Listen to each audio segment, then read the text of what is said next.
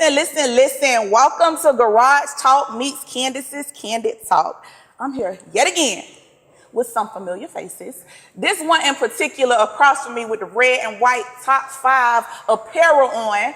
Y'all know who this is. Definitely if you are a part of the car culture, car show world. I have Nava, the HNIC, born and raised in Pompano, Florida for a second time on the couch. But next to him, ladies and gentlemen, you might not know him. He's new on the scene. He is the underdog in the car show world right now. This is his first year popping out, appearing. Tell the people your name. Steven, I'm the owner of Olive Oil, and thank you very much, Candis, for having me on your platform, and thank you, Nava, too. No doubt. Yeah. It's a pleasure, it's an honor, so thank you very much. And we're going to get into olive oil later, so y'all probably don't know who olive oil is, but y'all, he said y'all know, but we're going to find out. We going to find out. But listen. It's not just them two in the building. I got the whole top 5 crew. They all around me. I'm telling you, they deep in here. And Steve, you are originally from Miami? Yes, ma'am. And you now live in Houston? Correct. Okay. And I'm going to start with you. What got you into the car culture? I just grew up there. I grew up in the Mecca, you know. And just being born and raised and growing up in Opelika and Dark Side, West Side, all that good stuff. I seen them cars growing up, and I always wanted to have one. But priorities as a man, I'm married. I have 2 daughters. I got married at 19. Had my daughters at a young age. I had to just focus on getting them to a secure spot before I can do what I wanted to do, and I didn't want to do it halfway. So now this is the moment in which I can do that, and I'm up against the biggest dog on the planet. Yeah, so it's love. How that feel, sitting next to him? Y'all going head to head in a little bit. It's amazing. When I bust his ass, it's gonna be I'm going against the greatest, you know what I mean? Like Nava's the greatest. I knew Nava way before he knew me.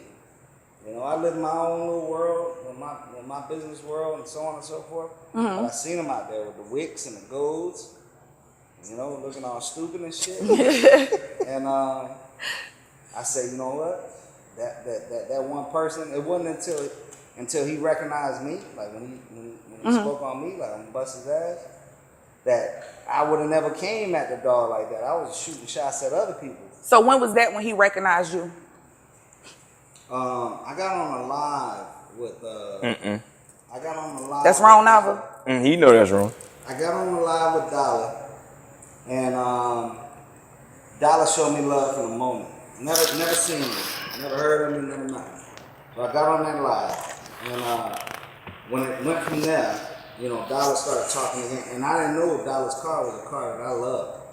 Like, I seen that car, and I was trying to explain to people the kind of car, like the dash and this and that. And it was the inside or the color itself? The whole car? Dollar shit fucking, I can curse, right?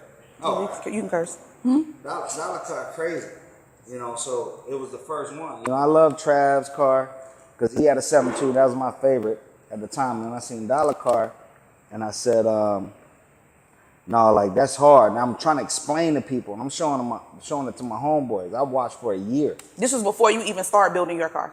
For a year, before I even bought the car. Okay. I just sat there on my back porch at the big house. You can come to the big house. I got a room for you. You was having wet dreams about my dog. I got a room for you, nigga. You were looking at my dog. You were looking at my dog. She having wet dreams. I'm gonna flew your ass out. Anyways, so Nava gonna come to the big house. None of them raw ass steaks. Nava gonna come to the big house. So the big house. Your house is the big house in Houston. Yeah. Okay. Yeah. They know the big house. Anyways, I got on the line with Dollar, and Dollar kind of embraced me in the game and kind of talked to me about a lot of the shit. And it took me like a year watching this, and I bought a 7.2 like Trav got, but it was a hard top. And some of my homeboys from Miami was like, bro, don't spend all that money on no hard top. That's ain't what you want. So I was sitting there one night again on the back porch and found a 73 Vert, OG, all clean. Bought the shit, and the word on the street is that the dunk game stressful.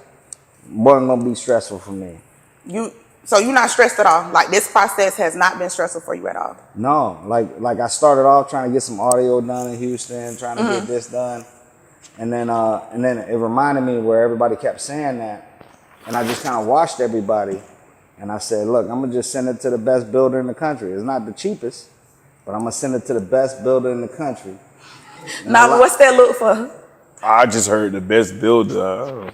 Yeah, the best builder in the country. You know, like, so if someone can do that, they would do that too. You know what I mean? Like, I ain't got time for that. You know, I'm gonna send it down there. I'm not here. I can't move my car from one shop. So to there the was next no. shop. So you're saying Houston didn't have anybody up to par as it relates to building your build or what you had envisioned? So no disrespect to Houston, but Houston, they do cars a different way. Okay. And I had to explain when I did those 2 shops. I had to explain what I wanted to see and how I wanted to be. I had to explain the South Florida vert. Like if you go look at that video when they dropped my car off at I-95, there was big 6x9s in the back seat with a sleeve, like a sock on it. I'm like, no, I'm done. I'm done with it. I don't have time to deal with this shit. I sent it to South Florida so that I don't have to explain certain things. I can tell you what the colors I want, how I want it to be. And you know it's gonna be done. And it's gonna be done. And I can go do what I really do. So when they started the process on your car there, it was just a lot of back and forth with them not understanding your vision for the vehicle, for the car, for the vert. Crazy shit. Like I'm a businessman, you know, like I'm from Opa-locka, but when I get to catching Ubers at 1 a.m. and putting stuff in my book bag because like I'm upset, I learned I'm not finna let this don't game stress me out. Like this, I got a wife, I got daughters. I made it out of there, and I'm not trying to let this shit pull me back. Like I'm not gonna jeopardize my life and my family's life on no car. Right. So at that moment, literally, I got that car and I sent it to I-95. And how long has I-95 had it? 6.5 months. 6.5 months. So as far as you seeing the process on it, it was like via phone with the FaceTime videos and things like that? FaceTime, I came down to see my grandma for Christmas. I saw the car. I came down back in April, saw the car. And then yesterday, So I saw you riding. You was with took it the for a wife ride. and kids. Yeah. They don't want to come to a car show, so they wanted me to bring them out. They wanted to ride in it first, see it first, before the world got to experience it. How I felt. I'm a girl dad, so you know I didn't want to do that, but that's what they say. They hear, and that's what we had to do. And just watching them look at it, I told somebody in the comments like, no corny shit. It's like God touched me. Like to see my daughters look back, and it's just like Nava said on his interview. You know, all the stress. I told Nava this morning. No cap. You pull that top back and you ride, like all this work shit, all this stress shit. Just went out it's with gone. the top. All I can see is my daughters and my wife trying to hold a hat down. Remember he had that bucket hat? He was looking real sensitive. Remember he had that bucket hat? He tried to hold Holding it down while he was riding. You know, yeah. My wife got one of those. Anyway, so when that happened, I said, yeah, I know exactly what Nava was talking about. He's experienced that for 10 years. That's what I'm most jealous about. That he's been able to experience what you got to experience for the first time, right? For the first time, Wow. yesterday. Yesterday. This nigga been doing this shit For a minute. 1,000 times. How them diamond seats feel? And we about to, yeah. Like butter, nigga. You ever had a Dior bag? That's what they look like. You ever had a Dior bag? You ever feel the leather on the Dior bag? That shit's silky. It look like gator. My So that's daughters- what the seats felt like, you said? Fuck yeah, it's all leather. My daughter said, Daddy, this smell like a brand new car. And I'm like, nah, baby girl, this all leather. There's no vinyl in that car. There's none. Nava. We talking big bag shit. Nava, you think Steve ready? This is his first car show. He the underdog. I hear him talking, but what's your take on that? Like you think he ready? Steve coming with a great introduction. Thanks to you. I mean, I love it. But Steve just don't know his ass is out. I'm talking about dead in the living room. June 1st, your ass dead in the living room. You and them damn alligator ass insides you got is dead in the living room June 1st. You up under the tree with them? I heard that's what they spotted up under the tree at the So, promised land. so we got two things. He tried to get bougie. He want to go up to the door, and he don't want to be out there in the dirt. Oh, he don't want to be out there. Yeah. No, don't let this nigga charge you up. So you not gonna be under the tree? Where you gonna be, Steve? No, I'm absolutely gonna be on that tree. And them niggas better get there quick, cause I'm put that RV on that bitch, and none of y'all niggas park there. But other than that, Okay. I'm talking about putting my car. I want him. He called the fade. Pull a car to the front. So there's two different things. Okay. There's the key, right? And I know now I have has a certain opinion about the key, you know, and the judges and so on and so forth. I'll let him speak on that. Yeah, in a minute. But, you know, there's the first portion of it, right? Now, after that, we going to go into his playground. We going to his yard, which is under the olive trees. They olive trees now, okay. Yeah, we're going to go under the olive trees and let the people vote. And yeah, I understand I'm the underdog. I just ain't never ran from a fade in my life. Nah, but I want to ask you this though. And I think we kind of touched on it a little bit in our the very first interview, but I want to ask you, do you feel like with this being the third annual car show, do you feel like it's a lot of pressure riding on you? It could be pressure from Florida, period, South Florida. Like, do you feel like you feel heavy going into this car show? Like, what you Hell feeling? nah, man. Shit, ain't no pressure. No pressure, man. No sweat off my back. It's what I do. I was made for this shit, for real. So your mindset going in is what? Shit, win. That's it. That's it. Ain't no doubt in your mind. Hell nah. That's it. That's Hell it. nah. Okay. Losing ain't an option. And you feel how you feel. I know you kind of described and you touched on it a little bit, but how do you feel going into this first car show? Like, as far as your build, as far as what you have to compete with. I think that, like, I'm kind of skipping a lot of shit in the sense that, like,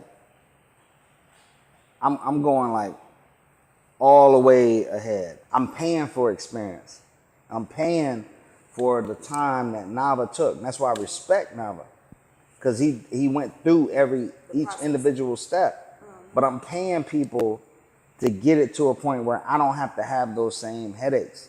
Like, it's not even about nada. It's about the mere fact that the dunk game is stressful, and I don't have time for that. So do you think, with saying that, do you think that takes away from the actual experience? Like, he's been like through the mud, like you said, with over 10 years plus doing this thing. Like, that's a process. You fail, and you gotta have a mindset. Look, like he just said, like, it's not an option, and that mentality comes from probably not being where he wanted to be each time he probably built the car, whatever the case is. That's the process. So when you go through the process, you understand yourself and that character's been built. So you don't think that skipping that process takes away from the experience of it? No, I ain't gotta put my hand on the stove to know it's hot.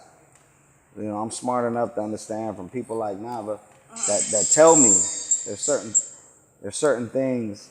You know, like, and even on the back line, like, just listening to them, when we all popping our shit and talking shit to each other, they give me game.